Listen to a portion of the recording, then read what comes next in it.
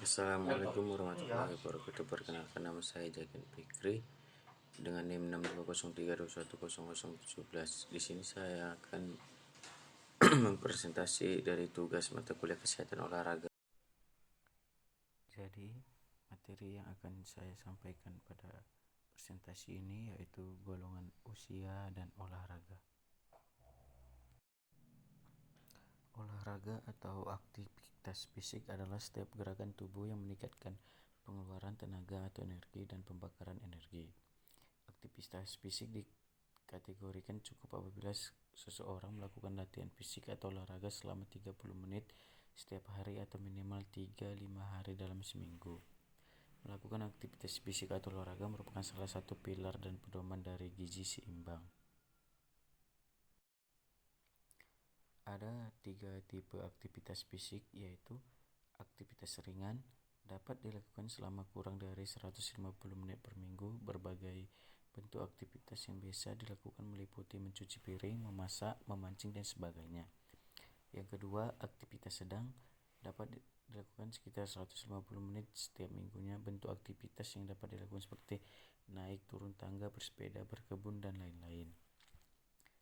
Dan terakhir yaitu aktivitas berat atau olahraga berat. Jenis aktivitas fisik ini dapat dilakukan lebih dari 300 menit per minggu.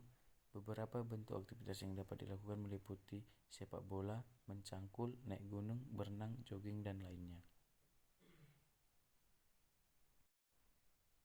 Manfaat aktivitas fisik atau olahraga bagi anak-anak dan remaja. Peningkatan kesehatan tulang usia 3 hingga 17 tahun. Yang kedua, peningkatan status berat badan dari usia 3 hingga 17 tahun. Yang ketiga, peningkatan kebugaran kardiorespirasi dan otot usia 6 hingga 17 tahun.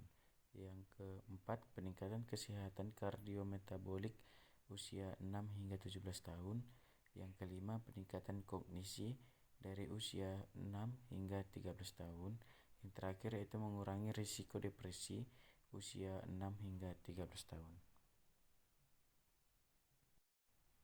Manfaat aktivitas fisik dewasa dan dewasa lansia. Risiko lebih rendah dari semua penyebab kematian. Yang kedua, risiko lebih rendah dari kematian akibat penyakit kardiovaskular. Yang ketiga, risiko lebih rendah dari penyakit kardiovaskular, termasuk jantung, penyakit dan stroke. Yang keempat, menurunkan risiko hipertensi. Yang kelima, menurunkan risiko diabetes tipe 2. Yang kelima, menurunkan risiko profil lipid darah yang merugikan. Yang keenam, menurunkan risiko kanker kandung kemih, payudara, usus besar, endometrium, kerongkongan, ginjal, paru-paru, dan perut.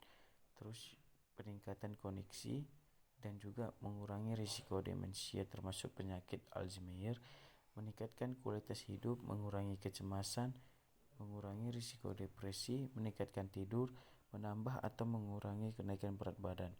Dan terakhir itu penurunan berat badan, terutama bila dikombinasikan dengan mengurangi asupan kalori. Dan yang terakhir yaitu manfaat aktivitas fisik menurut Kemenkes RI.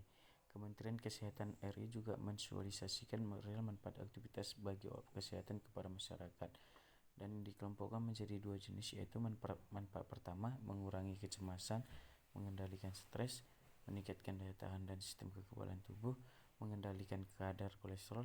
Yang terakhir yaitu memperbaiki kelenturan sendi dan kekuatan otot.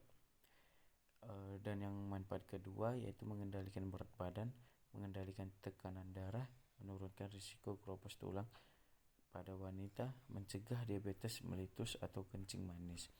Dan yang terakhir yaitu memperbaiki postur tubuh.